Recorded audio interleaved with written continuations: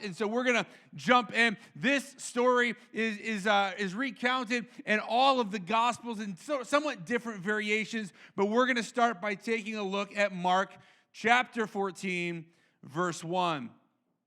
It says, "It was now 2 days before Passover and the Feast of Unleavened Bread. And the chief priests and the scribes were seeking how to arrest him by stealth and kill him." Who is the him they're talking about? That was Jesus, of course. The religious leaders, they were coming after Jesus. They were looking for any way that they could get him to trip up or slip. They were testing him. They were asking him questions. They wanted to do something because they wanted him dead. So it says the chief priests and the scribes were seeking how to arrest him by stealth and kill him. For they said, but it's by stealth because they said, not during the feast, lest there be an uproar from the people. And so while he was at Bethany, in the house of Simon the leper, obviously he was someone who was healed from leprosy, because you wouldn't go visit someone who currently had leprosy. In the house of Simon the leper, as he was reclining at the table, a woman came with an alabaster flask of ointment of pure nard. So I have a flask here, and this has in it the same amount, 12 ounces of pure nard, just like it said there. And whew, it has a smell to it for sure. In fact, I got it all over my hands today, and I'm smelling it everywhere I go. So she has this alabaster flask of ointment, and it says it's very costly. She broke the flask, and she poured it all over his head. I would ask for a volunteer, but I don't think you're going to get this smell off of you anytime soon. So it says she has this flask, 12 ounces. It was a Roman pound, very costly. She broke it. She poured it over his head. And there were some there who said to themselves indignantly, "Why was this ointment wasted like that? For this ointment could have been sold for more than 300 denarii. A denarii was a Roman coin, and that was the average day's wage for someone." It says, why all this waste? It could have been sold for more than 300 denarii and given to the poor. Doesn't that sound holy? It's like, oh, they could have given it to the poor. And they scolded her. But Jesus said, "Leave her alone. Why do you trouble her? She's done a beautiful thing to me. For you always have the poor with you. And whenever you want, you can do good for them." You're probably not, but you could. There's poor all around. Are you helping them out? "But you will not always have me. She's done what she could." Underline that. She has done what she could. "And she anointed my body beforehand for burial. And truly I say, wherever the gospel is proclaimed in the whole world, what she has done will be told in memory of her." And here we are thousands of years later talking about this costly thing that she did. This was a scandalous thing. Can we just pause for a moment and just acknowledge the awkwardness of this situation? Because she's going in there, and women in that culture, we're not supposed to let down their hair in public like that. And she lets down her hair, but not only that, like you see, she comes in there, she pours this all over him. She pours it all over him. And it says elsewhere that she comes in and she pours it on his feet, and she's rubbing it with her hair. She's kind of giving him a foot rub with this ointment. I mean, that's kind of awkward. Imagine if we all got together for a 4th of July party, and it's some girl comes in and just pours this ointment all over my body and all over my feet and starts rubbing my feet with her hair. You might that's a little bit awkward, maybe this isn't the most appropriate thing to do, Jesus. Why are you defending her? This is a very elaborate display of her affection for Jesus. Again, how much did it say it was worth? 300 denarii. That's equivalent of an entire year's wages. If you took the average of what that might be here in America now, that's equivalent of $50,000 that this was worth. Man, it was something of great value. This is the same amount, same stuff that she had. However, I guess we're able to do it cheaper now. But this essence of nard, they would get it from the Himalayas. It comes from this flower in the Himalayas, so it was imported, and it was at a great expense. It came to her, and it was in this special container. We don't know why she had it. We don't know if it was something she inherited. We don't know if she just liked it, if she paid for it. We don't know how, but we do know that she pours this out on Jesus. 300 denarii.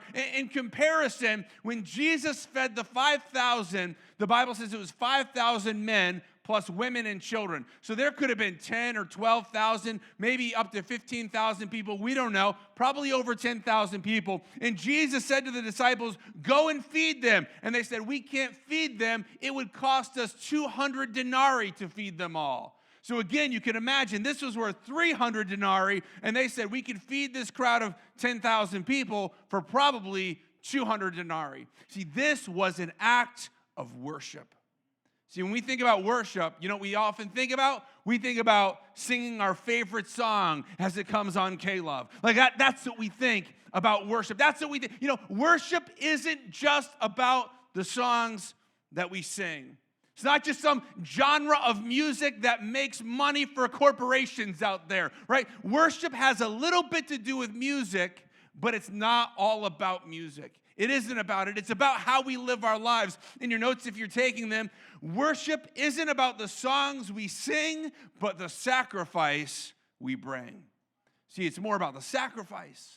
It's about what we're sacrificing. Are we bringing a sacrifice of praise? See, true worship is a way of life. It's sacrificing. She takes this bottle of incredibly expensive. I mean, they put a value on it, but to her, this was priceless. This was most likely the most valuable thing that she had in her possession, and she pours it out. This is her act of worship. We don't see her grabbing up a guitar and strumming it and singing a song that has 50 bridges in it. You know, we don't see her doing that kind of thing in this. She has a different act of worship. There's no lights that are slowly fading up. There's no fog in the room as the spotlight comes and she begins to sing, you know, her rendition of Kumbaya, my Lord, or whatever it is. See, that was not her act of worship. Her act of worship was a sacrifice. It was taking something of great value and pouring it out on Jesus. It says in Romans 12, verse 1. It says, and so, dear brothers and sisters, I plead with you, I beg you, I plead with you, I ask you to give your bodies to God because of all he's done for you. Let them be a living and holy sacrifice, the kind he will find acceptable. This is truly the way to worship him, to give him our lives, our bodies. And she gave something that was of value to her. She gave something. She poured it out as her act of worship. Now, when we read this story, we kind of tend to take her side of the story pretty quick. We're like, wow, that was a beautiful thing she did. And wow, who are all these jerks that are coming in saying, oh, they could have sold this instead? And we kind of want to correct these people and tell them how wrong they are. Now, when we read other accounts, we realize that the person instigating this was Judas, the very person who ends up betraying Jesus later on, the very person who was stealing money out of their treasury. So he's like, oh, we could sell it and give it to the poor. Yeah, he just probably wanted to line his own pockets with it, right? But we tend to correct the disciples. We're like, oh, how could you say something for this beautiful gift that they were doing? But yeah, I wonder how we would feel if we were there, seeing somebody do something so extravagant, so incredible. I mean, imagine this whole thing getting poured out over your head. Like, this would cover all of you, I guarantee you. This would, it says that the smell fills the room. Like, it's obvious what is going on here. So they didn't understand it. They didn't get it. Sometimes we don't understand and get when somebody gives an extravagant act of worship to God. Maybe you do something in your act of worship, and people don't get it. They don't understand. In your notes, most people won't understand when you make a sacrifice for God. When you go out of your way to sacrifice something, to give something that's of worth, that's of value to you, when you give that to God, there will be many people who don't understand what that is. See, worship is about the way that we live, not about the songs that we sing. See, worship, if you break the word down, it's all about worth. Worthship. What do we give worth to in our own lives? What is worth something to us? Maybe it's the video games that you play. Maybe that's what's worth a lot to us. We invest our time and our energy into these things. Maybe it's our hobbies. We spend inordinate amounts of money and energy and time on these hobbies. Maybe it's our job. Maybe our job is what we give worth to. What is the most important thing in your life? What is it that you're giving your time to? What is it you're putting effort into? What are you giving worth to in your life? See in your notes, we give worth to the things that we worship. We give worth to the things that we worship. Well, I don't worship that, but you do spend a lot of time and money on that, and we maybe we spend more time and money on that than we do anything else. Well, I don't worship it though. Well, do we or do we not? See, we're all worshipers. Did you know we all worship something? We were created to worship. The question is not, do you worship? The question is, who do you worship or what do you worship? Who is it that you're worshiping? What is it that you're worshiping? For some of us, we're worshiping our career, our occupation, our job, right? This is how we get our identity. When you meet somebody, inevitably, one of the first questions out of our mouth is, what do you do? Because some of us, we worship our jobs. For others of us, we maybe worship our children or our family. Perhaps we worship politics or we worship an ideology, a way of thinking. Like, oh, this is more important to me than anything else. And the people in the room see her come and see her pour this out, and they thought she was crazy.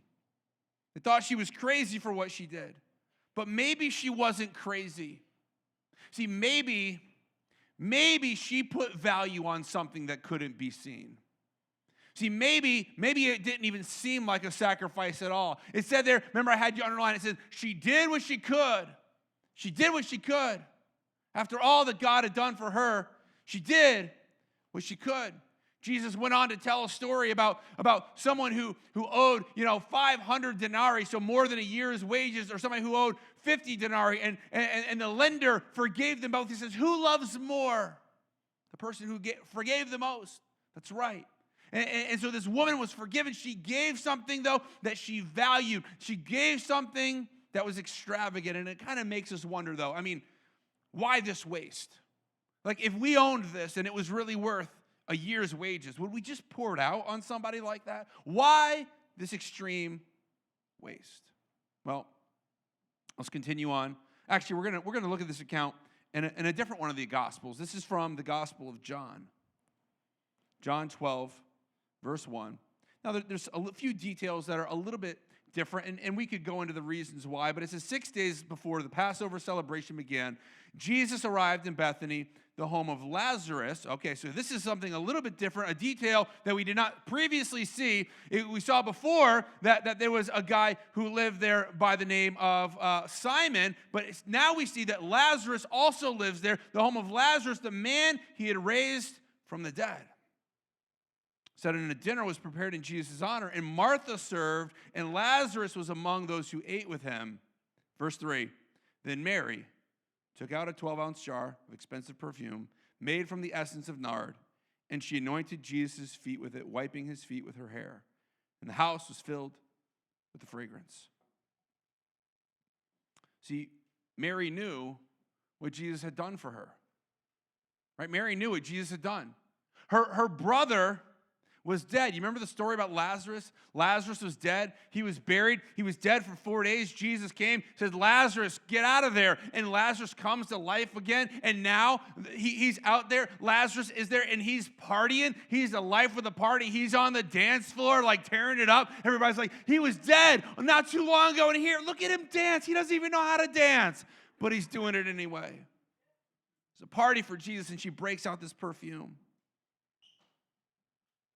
You say, well, that's extravagant. For her, she's probably like, this is so small. This doesn't even come close to showing the gratitude for what Jesus did for me. Like, my brother was dead, and now he's making a fool out of himself on the dance floor. Like, it's the least I could do to pour out something of value onto the Messiah. And you know, it's extravagant worship is giving God the best of what we have. Not giving him the leftovers. Many times we like to give God the leftovers of our time, the leftovers of our money, the leftovers of our energy, the leftovers of our week, the leftovers of all of these things, the leftovers of our skills, the leftovers of our talents. We give him the leftovers, and she said, I'm not giving him the leftovers. I'm going to give him the best that I have. See, Mary wasn't holding back. She's like, yeah, it's worth a year's wages. Yeah, it's priceless to most people. What was her deal, though? How could she do that? What was it that came over her? See, in your notes, our worship should be priceless. Our worship should be priceless. Should be priceless. Is what we're pouring out, is it priceless, though? Is it worth anything? Or again, is it just the leftovers? See, worship is giving worth to God. Here's the question we need to ponder. How much is Jesus worth to you? How much is Jesus worth to you? To her, it was priceless. She's like, I'm going to give the best thing that I have. I got this nard. It's worth 50 grand. And she's going out there. It's like the old MasterCard commercial, right? Essence of nard, $50,000. Anointing Jesus, priceless. There's some things that money can't buy. For everything else, I don't know, there's Jesus. I don't know.